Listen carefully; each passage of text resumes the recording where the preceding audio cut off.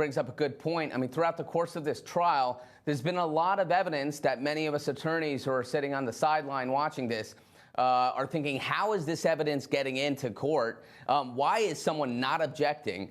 Why do you think that is? Do you think, at least on the Dick DeGuerin's side, I was thinking maybe this is part of a larger plan. He's going to tie it up during summations. He's allowing all this sort of collateral evidence in to maybe show that the prosecution is throwing the kitchen sink and relying on Hollywood rather than hard evidence to pin his client to this murder. But what do you think's going on here? Why do you believe this evidence is coming in over objections, or without objections, I should say?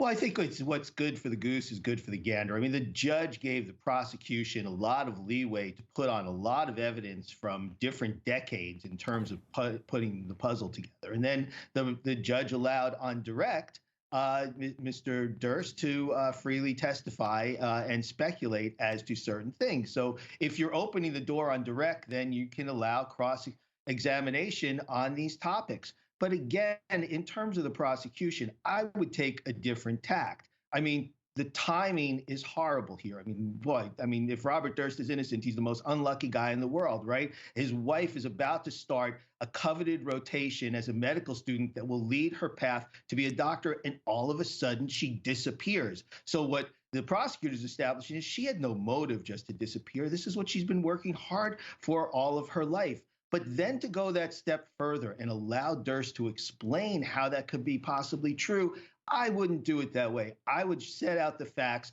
I wouldn't care about his answers. I would tell my story through the cross-examination and let him do all that explaining on the other side when it's redirect, and it's just not going to come across as effectively.